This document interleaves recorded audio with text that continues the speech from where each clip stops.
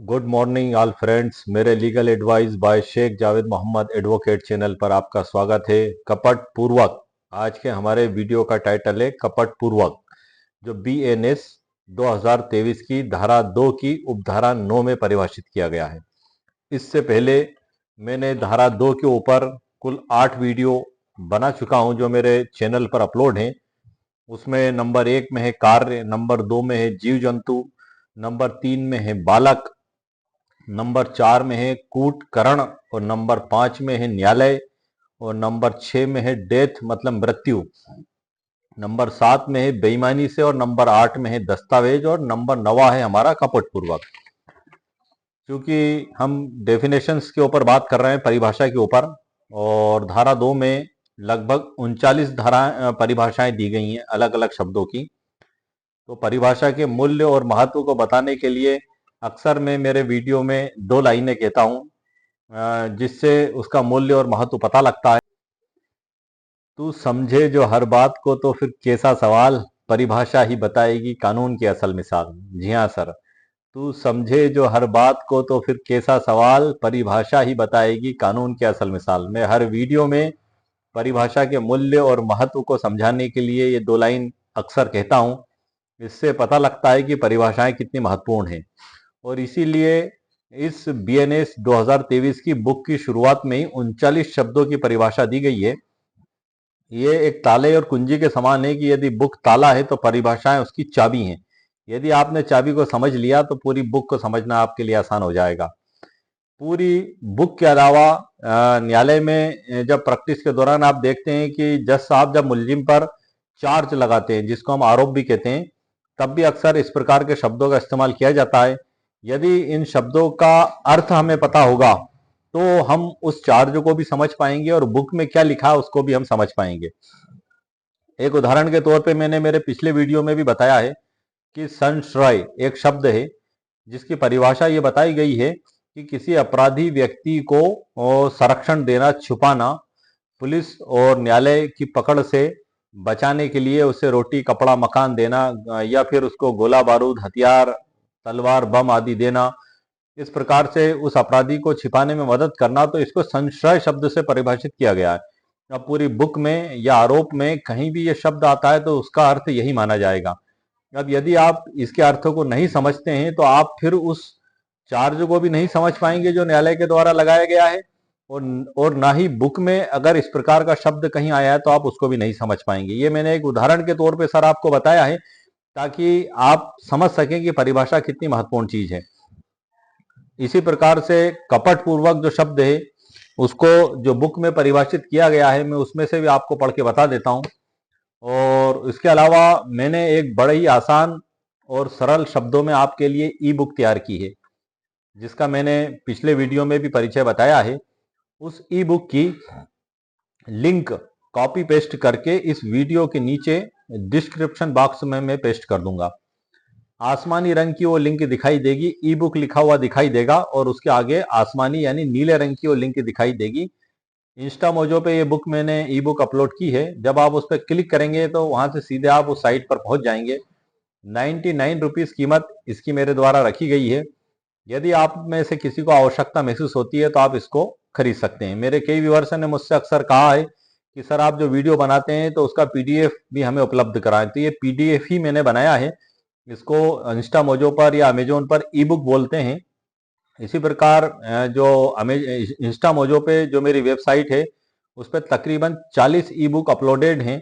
आप वहां पे जाके देख भी सकते हैं। उसी ई बुक की लिंक के नीचे मेरी वेबसाइट की और स्मार्ट पेज की भी लिंक दिखाई देगी।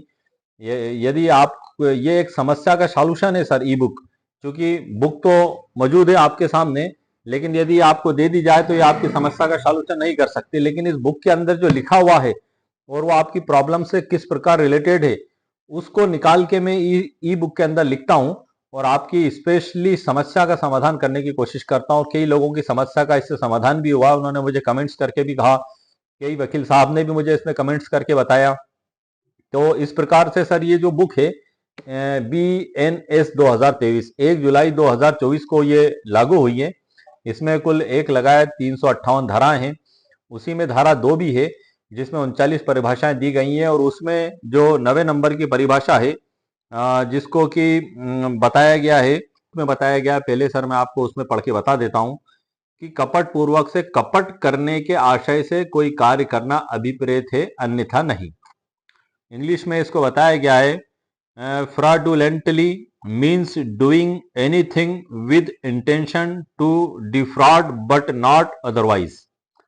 मतलब आशय और इंटेंशन ये बड़ी महत्वपूर्ण चीज है। यदि कपट पूर्वक कार्य करने में इंटेंशन कपट देने का है, धोखा देने का है, तो उसे कपट पूर्ण कार्य किया हुआ माना जाएगा। वो व्यक्ति जो धोखा देने आया है आपको, बेईमानी से आपको नुकसान पहुंचाने के लिए आया, उसका इंटेंशन यदि शुरू से है, मतलब वो एक प्लान रच के आया है, एक प्लानिंग करके आया है कि आपको किस प्रकार से वो धोखा देगा, उसका इंटेंशन पहले ही बन चुका है, तो इस प्रकार से किया गया कार्य अपराध माना जाएगा और दंडनीय अपराध की श्रेणी में माना जाएगा। लेकिन यदि उसका इंटेंशन कपट पूर्वक नहीं है और उसने बोनाफाइडली सद्भावना पूर्वक कोई कार्य किया है, तो उसे इस धारा के अंतर्गत अपराध नहीं माना जाएगा।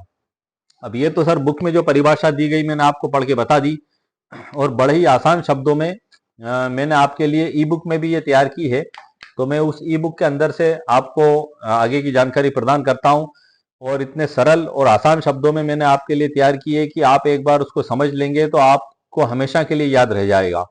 और इतने आसान शब्दों में बताया है कि और उदाहरणों के साथ सर मैंने उसको समझाया है ताकि आपको आसानी से समझ में आ सके। तो आइए सर हम बिना देरी करे उस ई बुक की ओर बढ़ते हैं और उस ई बुक का मैं परिचय भी आपको करा देता हूं।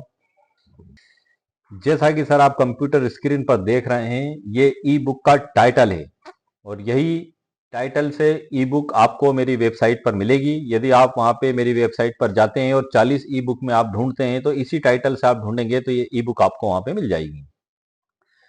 भारतीय न्याय संहिता 2023 की धारा 2 के 39 प्रमुख शब्दों की सरल व्याख्या, ये इस ई बुक का टाइटल है। और प्रारंभ में इसमें वही वो मोटिवेशनल लाइन जो मैंने आपको बताई थी लिखी हुई है कि तू समझे जो हर बात को तो फिर कैसा सवाल, परिभाषा ही बताएगी कानून की असल मिसाल। तो ये ई बुक का सा टाइटल है और इसमें कुल 39 शब्दों को परिभाषित किया गया है इस ई बुक के अंदर, जिसमें जो लगभग 39 शब्द हैं उसमें मैं आपको एक बार पढ़ के बता देता हूं, उसके बाद हम कपट की परिभाषा की ओर बढ़ेंगे। क्योंकि बुक में तो सर एक लाइन की परिभाषा दी गई है, लेकिन मैंने उसको विस्तार से आपके लिए तैयार किया है। उससे पहले मैं जो 39 परिभाषाएं हैं जो धारा 2 में दी गई हैं उसको शॉर्ट में पढ़ के बता देता हूं ताकि आपके नॉलेज में आ जाएगा कि इस ई बुक के अंदर किन किन परिभाषाओं को परिभाषित किया गया है। नंबर 1 है कार्य, नंबर 2 जीव जंतु, बालक, कूटकरण, न्यायालय, मृत्यु, बेईमानी से, दस्तावेज, कपट पूर्वक, लिंग, सद्भावना पूर्वक, सरकार, संश्रय, क्षति, अवैध, न्यायाधीश, जीवन, स्थानीय विधि। और उसके आगे है सर पुरुष, मास और वर्ष, जंगम संपत्ति, वचन, शपथ पत्र, अपराध, लोप, व्यक्ति, लोक, लोक सेवक, विश्वास करने का कारण, विशेष विधि, मूल्यवान प्रतिभूति, जलयान, स्वेच्छा, विल, महिला, सदोष अभिलाप, सदोष हानि, सदोष अभिलाप प्राप्त करना। ये आदि शब्द जो हैं ये 39 शब्द हैं सर, जिनको बुक में भी बताया गया है और मेरी ई बुक के अंदर भी इसको मैंने विशेष तौर से आप लोगों के लिए तैयार करके सरल शब्दों में तैयार किया गया है। अब इन्हीं शब्दों में से हम 9वें नंबर की जो परिभाषा है कपट, उसकी ओर बढ़ते हैं, कपट पूर्वक शब्द की ओर। तो आइए सर मैं आपको उसके बारे में डिटेल के साथ उदाहरणों से सरल तरीके से आपको उसकी जानकारी प्रदान करता हूं। बीएनएस की धारा 2 में कपट पूर्वक फ्रॉडुलेंटली की परिभाषा।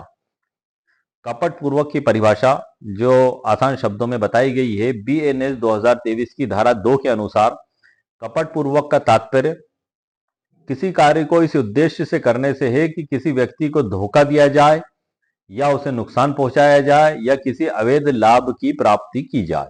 ये बिल्कुल आसान और सरल शब्दों की डेफिनेशन है और इसको और भी सरल शब्दों में अगर आप समझना चाहते हैं तो इस प्रकार से समझ सकते हैं कि यदि कोई व्यक्ति जानबूझकर किसी को धोखा देने, संपत्ति हड़पने, गलत जानकारी देने, छल कपट करने, अवैध लाभ कमाने के उद्देश्य से कोई कार्य करता है तो वह कपट पूर्वक किया गया कार्य कहलाया जाएगा। इसमें इरादा जो सर इंटेंशन होता है वो सबसे महत्वपूर्ण है। यदि किसी व्यक्ति का इरादा ही नहीं है धोखा देने का, बेईमानी करने का और भूलवश उसके द्वारा कोई ऐसा कार्य कर दिया जाता है तो उसको कपट पूर्वक किया गया कार्य नहीं माना जाएगा। कपट पूर्वक कार्य के जो महत्वपूर्ण उदाहरण है जो मैंने स्पेशली तैयार किए हैं, उसमें झूठे दस्तावेज बनाना नंबर 1 है सर। कोई व्यक्ति फर्जी जमीन के कागजात बनाकर किसी को बेच दे और पैसे ले ले तो उसने यह कार्य कपट पूर्वक किया है। कहने का मतलब यह हुआ कि जमीन का जो असली मालिक तो कोई और व्यक्ति है। उदाहरण के तौर पे ए जो है वो किसी जमीन का मालिक है। खसरा, बीवन, नक्शा, ऋण पुस्तिका, भू राजस्व जो दस्तावेज हैं शासकीय अभिलेख में उसका नाम दर्ज है बतौर मालिक। वो मालिक जिस भी प्रकार से या तो उसने किसी से उस जमीन को खरीदा है या उसको उसके पिता से उत्तराधिकार में प्राप्त हुई है। अब इस जमीन के ऊपर एक थर्ड पार्टी जो कि ना तो उसका रिश्तेदार है ना उसके परिवार का सदस्य है, धोखाधड़ी करके किसी भी प्रकार से चीटिंग करके अपना नाम दर्ज करा लेता है और नाम दर्ज कराने के बाद उस जमीन को बेच देता है, रुपए ले लेता है। तो ये कार्य कपट पूर्वक किया गया माना जाएगा, क्योंकि वो जानता था कि इस जमीन का असल मालिक ए है और वो ये भी जानता था कि वो उस जमीन का मालिक नहीं है, और उसने पूरी प्लानिंग की और पूरी सेटिंग की और उसके बाद इस प्रकार से कपट पूर्वक इंटेंशन के साथ कार्य किया। तो इसको धोखाधड़ी करके कपट पूर्वक करके कार्य हुआ माना जाएगा और ये एक दंडनीय अपराध की श्रेणी में आएगा। इसमें सर नंबर दूसरा उदाहरण है हमारा फर्जी वसीयत तैयार करना। कि वसीयत वैसे भी सर मैंने इस पे काफी वीडियो बनाए हैं और मेरा एक वीडियो जो वसीयत पर आपत्ति के एक नहीं कुल 50 तरीके इस पे मैंने वीडियो बनाया है। और इस वीडियो को बनाने के बाद मेरे कई व्यूअर्स ने मुझसे कहा कि सर इसका पीडीएफ भी आप हमें उपलब्ध करा दें, तो उसका पीडीएफ भी मैंने बाद में उपलब्ध करा दिया है। आप जब मेरे इस वसीयत के वीडियो को देखेंगे, वसीयत पर आपत्ति के कुल 50 तरीके, तो उस वीडियो के नीचे डिस्क्रिप्शन बॉक्स में उस ई बुक की लिंक दिखाई देगी। आप उस पे लिंक क्लिक करेंगे तो वहां से वेबसाइट पर पहुंच जाएंगे और उस पीडीएफ को या ई बुक को आप बाय कर सकते हैं। ये मौजूद है, उसमें वो 50 तरीके पूरे बताए गए हैं और कुछ साइटेशन का भी उल्लेख किया गया है जहां तक उससे रिलेटेड हैं वो आप उसमें देख सकते हैं। वसीयत जैसे कि आप जानते हैं भारतीय उत्तराधिकार अधिनियम 1925 में इसको परिभाषित किया गया है और इसमें धारा 59 और 63 बड़ी महत्वपूर्ण धाराएं हैं। धारा 59 में बताया गया है कि प्रत्येक वसीयतकर्ता का स्वस्थ चित्त और बालिग होना आवश्यक है और धारा 63 में 2 गवाह होना भी आवश्यक है और साथ ही वो गवाह वसीयतकर्ता की मौजूदगी में वसीयत पर दस्तखत करेंगे और वसीयतकर्ता उन गवाहों की मौजूदगी में वसीयत पर दस्तखत करेगा। वसीयतकर्ता की मृत्यु के उपरांत तो वसीयत प्रभाव में आती है और जिन जिन उत्तराधिकारियों को उसमें संपत्ति जिस भी प्रकार से देने की उसकी अंतिम इच्छा थी उस हिसाब से उन उत्तराधिकारियों को दी जाती है। वसीयत को लेकर यदि कोई विवाद उत्पन्न होता है, अदालत में यदि मुकदमा पेश किया जाता है, तो वो जो गवाह है उनकी भूमिका बड़ी महत्वपूर्ण होती है। उन्हें ये गवाह देना होती है कि ये जो वसीयत में लिखा गया है ये वसीयतकर्ता की अंतिम इच्छा है, उसने हमसे कहा भी था और हमारे समक्ष इस वसीयत को लिखा भी गया है।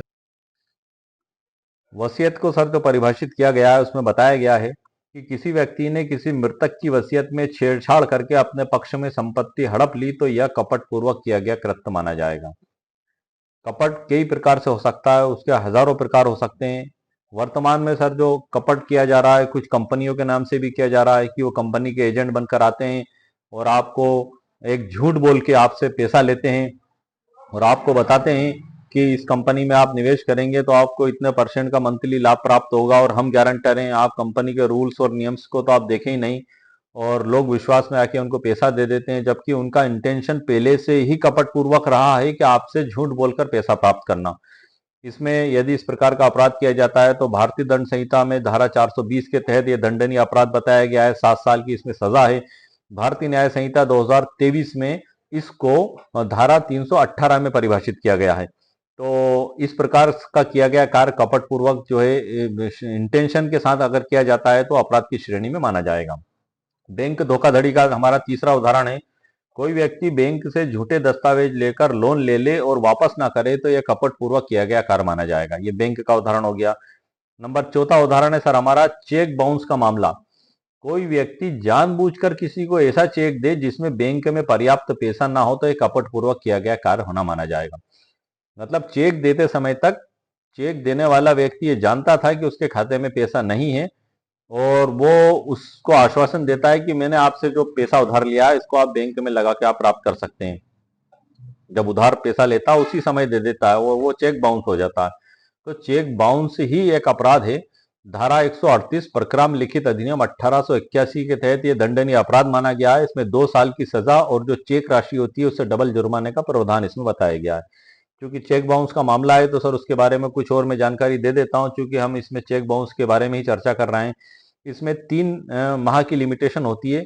3 माह के अंदर आपको उसको बैंक में लगाकर उसमें से भुगतान हेतु आपके खाते में प्राप्ति के लिए बैंक में प्रस्तुत करना होता है। और यदि वहां से वो चेक बाउंस हो जाता है तो आपको आपके वकील साहब के द्वारा उस अभियुक्त को एक नोटिस दिया जाता है 1 माह के अंदर, और उसमें 15 दिन का समय दिया जाता है कि आप 15 दिन में मेरे पैसा का भुगतान कर दें, अन्यथा अदालत में मैं आपके विरुद्ध मुकदमा पेश करूंगा। और यदि वो 15 दिन में भुगतान नहीं करता है तो उस 15 दिन की आखिरी तारीख से 1 माह के अंदर अदालत में दावा पेश किया जाता है। ये एक प्रकार का दंडनीय अपराध माना गया है चेक बाउंस होना ही। इसलिए यदि आप चेक किसी को देते भी हैं तो आप उसमें पूरी सावधानी रखें कि आपके खाते में पैसा हो तो ही आप चेक दें, वरना आप कपट पूर्वक परिभाषा के अंतर्गत कपट पूर्वक कार्य करने के दोषी और अपराधी माने जाएंगे। दहेज लेना, अगर कोई व्यक्ति शादी ही इस मकसद से करे कि दहेज लेकर लड़की को छोड़ देगा तो यह कपट पूर्वक अपराध होगा। मतलब कई लालची किस्म के लोग होते हैं और निकम्मे किस्म के लोग और बिल्कुल बेकारा किस्म के लोग कि उनका मकसद ये होता है कि हम इस जगह से शादी कर लें, 5-6 लाख रुपए का हमें दहेज मिल जाएगा या 10 लाख का दहेज मिल जाएगा, उसके बाद हम लड़की को भगा देंगे, वो दहेज हम हड़प हड़प लेंगे। तो इस प्रकार की सोच के तहत वो जो कार्य करते हैं तो कपट पूर्वक किया गया कार्य माना जाएगा। नंबर 6 उदाहरण है सर बीमा धोखाधड़ी, इंश्योरेंस फ्रॉड। अगर कोई झूठे दावे के साथ बीमा क्लेम करता है तो वह बीएनएस धारा के तहत कपट पूर्वक कार्य माना जाएगा। इसमें धारा 216 सर जो लिखा गई है, ये धारा 9 में है वैसे, इसको मैं नो कर देता हूं। ये सर मैंने इसको नो कर दिया। धारा 9 के तहत वो कपट पूर्वक कार्य माना जाएगा। अब इसमें सर हम आगे चलते हैं। इसमें गलत उदाहरण हम देख लेते हैं कि गलत उदाहरण किसको बताया गया है, मतलब जो कपट पूर्वक किया गया कार्य नहीं माना जाएगा। गलत जानकारी गलती से देना भूलवश, लेकिन कोई धोखा देने की मंशा ना हो तो इसे कपट पूर्वक नहीं माना जाएगा। जैसा कि मैंने वीडियो के प्रारंभ में ही आपको बताया था कि इंटेंशन बड़ा महत्वपूर्ण है। यदि किसी व्यक्ति का इंटेंशन धोखाधड़ी का नहीं है तो वो कपट पूर्वक अपराध की श्रेणी में नहीं माना जाएगा। सिर्फ मौखिक झूठ बोलना जब तक कि वह किसी ठगी या आर्थिक नुकसान का कारण ना बने। जनरली हम लोग मतलब एक आम व्यक्ति छोटे मोटे झूठ बोल देता है और उसका इंटेंशन जो है कि ये रहता है कि हमारे आपसी संबंध ना बिगड़े, मधुर संबंध बने रहें और सामने वाले को बुरा भी ना लगे, लेकिन उसका इंटेंशन धोखा देना नहीं रहता उसमें। तो इस प्रकार का जो मौखिक सामान्य व्यवहार में बोला जाता है जिसका इंटेंशन धोखा देना नहीं है तो वो कपट पूर्वक अपराध की श्रेणी में नहीं माना जाता। इसका जो महत्व बताया गया है, धोखाधड़ी और जालसाजी के मामलों में कपट पूर्वक किए गए कार्यों का विशेष महत्व होता है। अदालत में साबित करना जरूरी होता है कि आरोपी का उद्देश्य किसी को नुकसान पहुंचाना या गलत लाभ लेना था। यदि धारा 420 लगा दी गई और बेईमानी से कार्य करके उसने जो धोखाधड़ी की, तो इसमें अदालत में जो साबित करना होगा वो यही साबित करना होगा कि इसका इंटेंशन कपट पूर्वक था। सर ये बोनाफाइडली हमारे पास नहीं आया था, सद्भाविक रूप से हमसे नहीं मिला था, ये शुरू से ही धोखा देने की नियत रखते हुए हमारे पास आया था और धोखाधड़ी की नियत से इसके द्वारा कार्य करके हमें धोखा दिया गया। ये साबित करना कोर्ट में बेहद आवश्यक है। जज साहब के समक्ष बयान के दौरान दस्तावेजों से धारा 420 धोखाधड़ी, धारा 463 कूटकरण, धारा 464 जालसाजी, दस्तावेज और अन्य अपराधों में कपट पूर्वक किए गए कार्यों को विशेष रूप से देखा जाता है, उसके इंटेंशन को विशेष रूप से देखा जाता है। इसमें जो शीर्षक है कि कपट पूर्वक जानिए धोखाधड़ी के कानूनी मायने कहानी शैली में, मैंने कई वीडियो में आपको पहले भी बताया कहानी शैली के, उसमें मैं आपको फिर बता देता हूं। रवि ने अमित से 10 लाख रुपए उधार लिए और बदले में उसे एक चेक दिया। जब अमित ने बैंक में चेक लगाया तो चेक बाउंस हो गया। रवि ने पहले से ही चेक के पैसे निकाल लिए थे और उसका इरादा पैसा लौटाने का नहीं था। क्या यह कपट पूर्वक किया गया कार्य होगा? बिल्कुल सर होगा। क्यों? क्योंकि उसने धोखा देने की नियत से ही चेक दिया था और जो पैसे थे वो पहले ही निकाल लिए थे कि ये व्यक्ति उससे पैसे प्राप्त ना कर पाए। तो इस प्रकार का कार्य कपट पूर्वक किया गया कार्य माना जाएगा। 138 के तहत भी दंडनीय अपराध माना जाएगा। अगर उसने चेक दिया है, पैसे निकाल लिए हैं, तो आप भी सावधान रहें, होशियार रहें, सचेत रहें, जागरूक रहें। चेक देने से पहले 1000 बार सोच लें, क्योंकि वो बाउंस ही हो जाता है तो ही अपराध वहां से शुरू हो जाता है। इसमें महत्वपूर्ण नोट भी है सर कि यदि कोई व्यक्ति जानबूझकर किसी को धोखा देने के लिए झूठे दस्तावेज बनाता है या गलत जानकारी देता है तो कपटपूर्वक किया गया कार्य की श्रेणी में माना जाएगा। इसमें जो अंतिम निष्कर्ष जो लिखा गया है सर वो कि कपटपूर्वक केवल एक गलती नहीं बल्कि एक सोची समझी योजना होती है, एक प्लानिंग होती है जिसमें धोखे की मंशा होती है। यदि किसी कार्य में धोखा देने का उद्देश्य साबित हो जाए तो कानून की नजर में अपराध बन जाता है। तो इस प्रकार से मैंने सर इस टॉपिक पे आपको मुकम्मल कानूनी जानकारी प्रदान कर दी है। अब हमारा जो नेक्स्ट टॉपिक होगा, परिभाषा जो है वो लिंग, जिसको जेंडर भी कहते हैं, कि फीमेल, मेल और ट्रांसजेंडर व्यक्ति, हम इसको देखेंगे और इस पे हम अगले वीडियो में हम चर्चा करेंगे। तो आज के वीडियो में सर मैंने आपको मुकम्मल कानूनी जानकारी प्रदान कर दी है जो कि कपट पूर्वक से परिभाषित है। और कपट पूर्वक में मैंने मेरे पिछले वीडियो में भी बताया था, मैं आपको फिर इस बारे में एक और जानकारी दे देता हूं आपको सचेत करने के लिए और जागरूक रखने के लिए कि आजकल गली गली, मोहल्ले मोहल्ले और गांव गांव में कुछ गद्दार किस्म के लोग, बेईमान किस्म के लोग कपट की मंशा रखते हुए कंपनी के एजेंट बनकर घूमते हैं और सीधे साधे लोगों को या समझदार लोगों को भी, या वो उनके परिचित भी हैं तो उनको विश्वास में लेकर उनका पैसा कंपनियों में लगाते हैं, जबकि वो कंपनी पैसा खाकर भाग जाती है। ये वो लोग भी जानते हैं कि ये जो प्रॉफिट हमने बताया है ये प्रॉफिट इन्हें कभी प्राप्त नहीं होगा, और वो बुरी नियत और बुरी मंशा से ही आपका पैसा लगाते हैं और उसमें कंपनी उनको भी एक मोटी रकम देती है इस प्रकार के लूट करने के लिए। तो ऐसे लोगों से सर आप सावधान रहें, होशियार रहें, सचेत रहें। कोई भी व्यक्ति यदि आपको किसी कंपनी के नाम पर पैसा मुनाफा कमाने का आपको झूठा जो है कि आशय देता है, झूठा लालच देता है, तो आप उसको कभी ना फंसें। ऐसे लोगों को सर आप गेट आउट कर दें। यदि वो आपका परिचित व्यक्ति है तो उसको प्यार से समझा दें कि भाई ये गलत काम है, इस काम को तू छोड़ दे। और यदि वो नहीं मानता है तो आप उसका साथ छोड़ दें। और आप उससे आगे भी अगर आप चाहें तो पुलिस थाने में भी इंफॉर्मेशन दे दें कि साहब ये हमारे इलाके में इस प्रकार की ठगी करने की मंशा से कंपनी के नाम से लोगों को बरगला रहे हैं, बहका रहे हैं। तो उसमें पुलिस के द्वारा जांच की जाएगी और ऐसे लोगों के खिलाफ एक्शन और कार्रवाई भी ली जाएगी। क्योंकि हर व्यक्ति अपने जीवन में बड़ी मेहनत से पैसा कमाता है और ऐसे फ्रॉड किस्म के लोग झूठ बोल के उस पैसे को हड़प लेते हैं, धोखा कर देते हैं।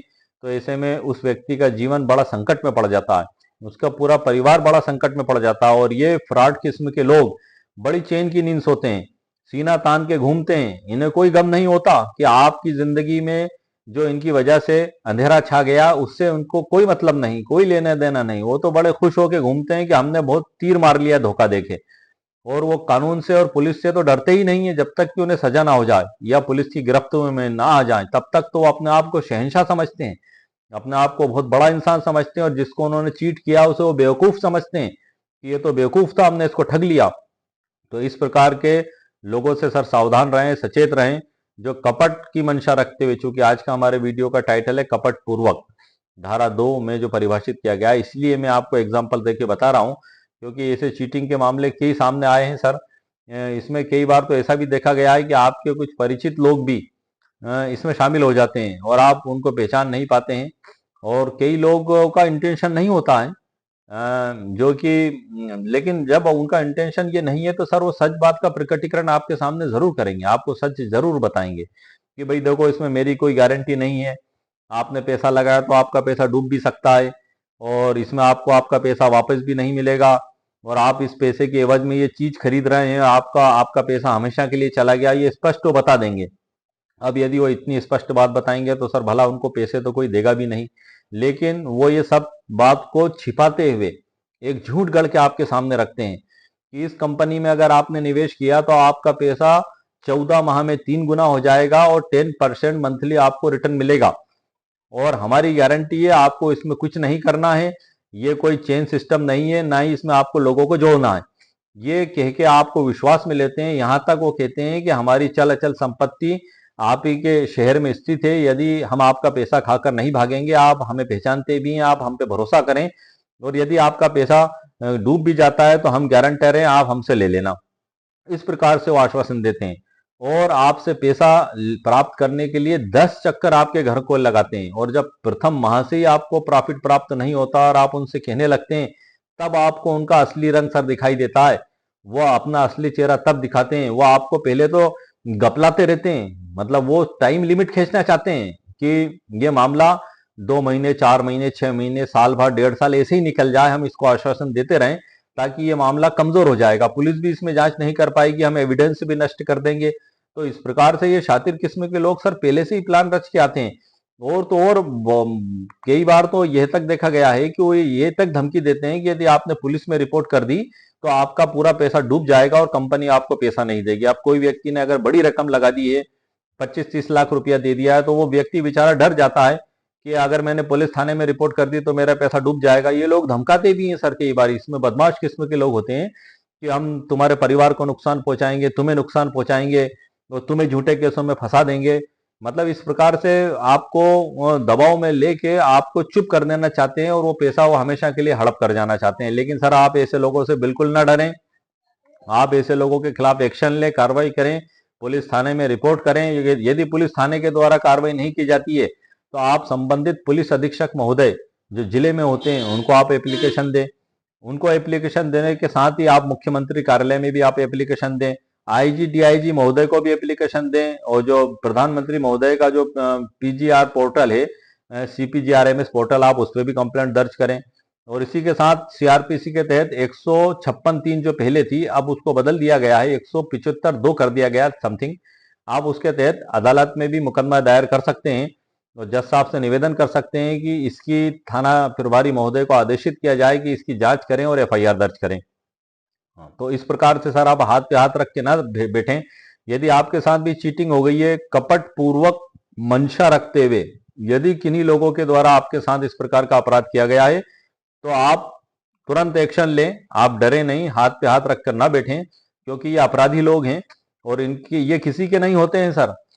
ये किसी के नहीं होते हैं। ये आपसे मीठा बोल के विश्वास में आपके पास जब आते हैं तब आप इनको समझ नहीं पाते। तो ऐसे लोगों को सर गेट आउट कर दें, पानी भी ना पिलाएं, ना पास बैठने दें, घर की देहली पे भी ना चढ़ने दें सर। देहली मतलब जो सीढ़ी होती है ना आपके घर की, जहां से हम घर के अंदर आते हैं, उस पे भी ना चढ़ने दें। वहीं से कह दें सर जाइए आप, हमें कोई आवश्यकता नहीं आपकी। क्योंकि इन लोगों के कोई पते ठिकाने नहीं मिलते हैं सर जब ये पैसा खा के भागते हैं। और ये गाली गलौज करना, धमकाना, ये उनके असली रंगत तब दिखाई देती है। चूंकि आप एक शरीफ किस्म के लोग होते हैं, आप उस स्तर पे तो आ नहीं सकते, तो आपके सामने फिर पुलिस थाना ही और अदालत ही मौजूद होता है। तो इस स्थिति से बचने के लिए सर आप सचेत रहें, सावधान रहें और ऐसे लोगों के जाल में ना फंसें। और यदि आपके साथ दुर्घटनावश कोई ऐसी घटना घटित हो गई है, हादसा हो भी गया है, आपने भरोसे में आकर यदि पेमेंट कर दिया है, तो आप तुरंत शिकायत दर्ज कराएं और आपका पैसा प्राप्त करने की थाना प्रभारी महोदय और अदालत में भी एप्लीकेशन दायर करें। आप इन लोगों से डरे नहीं। ये लोग डराने और धमकाने का भी कार्य करते हैं सर। इनकी इनकी टीम होती है, इनके गुंडा गुंडा टीम होती है, इनकी टोली होती है। जब इनको लगता है कि अगर इसने थाने में रिपोर्ट हमारी डाल दी तो ये हमारे खिलाफ एक्शन होगी, तो वो आपको रिपोर्ट डालने से पहले तमाम हथकंडे इस्तेमाल कर लेते हैं। तो ये यहाँ तक कि देखा गया है सर कि ये वकील तक को करके ले आते हैं पुलिस थाने में। जब आप रिपोर्ट डालते हैं, अदालत में भी वकील को खड़ा कर देते हैं कि जो है कि हम, और ऐसे भोले और ऐसे बचाव के आधार लेके आते हैं कि एक थर्ड पार्टी अगर देखे तो उनको ऐसा लगे कि यार ये तो काफी सज्जन और अच्छे लोग हैं। जबकि वास्तव में वो पैसा खा के बैठे हैं आपका। जो पैसा आपने उनको दिया है वो पैसा उन्हीं की बैंकों के खातों में रखा रहता है, और वो प्रदर्शित करते हैं कि हमने पैसा ही नहीं लिया, और जबकि आपने ट्रांजैक्शन उन्हीं को किया है। तो इस प्रकार के फ्रॉडी किस्म के लोगों से सावधान रहें। चूंकि हमारा टॉपिक वीडियो का कपट पूर्वक शब्द है, इसलिए मैंने आपको सचेत और जागरूक रहने के लिए जानकारी दी है। क्योंकि ऑल इंडिया में कई तो इसमें के गद्दार और बेईमान हैं जो उस कंपनी में मोटा मुनाफे के प्राप्त करने की मंशा से ये भी नहीं देखते हैं कि हमारे देश का पैसा कहीं और जा रहा है। वो पैसा फॉरेन कंट्रीज में भेज दिया जाता है और अरबों और करोड़ों के फंड का ट्रांसफर हो जाता है, और अरबों और करोड़ों जो है कि रुपए विदेशी मुद्रा में कन्वर्ट होकर फॉरेन में भी चले जाते हैं। और भारत के जो लोग हैं जिन्होंने मेहनत मजदूरी करके या ईमानदारी के साथ उस पैसे को कमाया है, ये फ्रॉड ये किस्म के लोग उस पैसे को हड़प लेते हैं। और कई बार तो सर ऐसा भी देखा गया है कि आपके सामने कंपनी का नाम रखते हैं कि इस कंपनी में निवेश करेंगे, और आपको खाता नंबर देते हैं, वो उनके पर्सनल पहले से तैयार किए हुए खाते होते हैं। यहाँ तक कि ये करंट अकाउंट भी खुलवा लेते हैं सर। झूठे आधार मतलब फर्जी आधार के आधार पे, आईडी कार्ड के आधार पे, और उसमें आप जैसे ही पैसा जमा कराते हैं तो पैसा वहां से निकाल के कोई दूसरे बैंक अकाउंट में ले जाते हैं और उस बैंक अकाउंट को बंद भी कर देते हैं। या कई बैंक अकाउंट वो किराए से भी ले लेते हैं, करंट अकाउंट, उससे कहते हैं अच्छा, वो जो किराए से देता है उस व्यक्ति को तो पता भी नहीं होता। वो तो सोचता है कि मुझे अच्छा मंथली 6,000 रुपये महीना ये दे रहे हैं, मैं मेरा करंट अकाउंट इनको किराए से दे देता हूं, तो उस अकाउंट को किराए से लेके उसमें वो तमाम लोगों से जो चीटिंग करके पैसा लेते हैं वो डायरेक्ट उसमें जमा करवाते हैं। अब वो इल्जाम लगेगा किस पे लगेगा सर? जिसने अकाउंट नाम किराए से दिया, उसको तो पता भी नहीं है कि वो तो चंद रुपयों के लालच में उसने उसका करंट अकाउंट किराए से दे दिया। अब जब पुलिस थाने में रिपोर्ट होती है, पुलिस उसको पकड़ती है, तो वो तो कहता है कि सर मैं तो इन्हें जानता भी नहीं, इन्होंने तो मुझसे सिर्फ फोन पे बात की थी और मुझे कहा था कि हमें आपका अकाउंट दे दें, मैंने उनका अकाउंट दे दिया था। तो 420 में वो भी धर पकड़ में आ जाता है सर। तो बाद में वो अपराधी भी पकड़ में आते हैं। आज तक कोई भी चीटिंग करके सर बचा नहीं है, क्योंकि सच सच होता है और झूठ झूठ होता है। वो लाख दाव पेच लगा लें आपको, जो है कि आपका पैसा हड़पने की, लेकिन अंत में विजय सत्य की होती है और आपको आपका पैसा जरूर प्राप्त होगा सर। इसलिए आप ऐसे लोगों से सचेत और सावधान रहें। और यदि आपके साथ कोई दुर्घटना हो भी गई है इस प्रकार की, तो आप तुरंत न्यायालय में और पुलिस थाने में कार्रवाई करें। तो मुझे उम्मीद है सर कि आज का जो कपट पूर्वक हमारा टॉपिक है उसी से रिलेटेड ये मैंने आपको जानकारी दी है, तो ये आपके लिए उपयोगी भी होगा और आपको इससे लाभ भी प्राप्त होगा। तो उम्मीद है सर आपको मेरा वीडियो पसंद आया होगा। मेरे वीडियो को आप लाइक भी करें, शेयर भी करें और सब्सक्राइब भी करें। ओके, शुक्रिया, थैंक यू सर।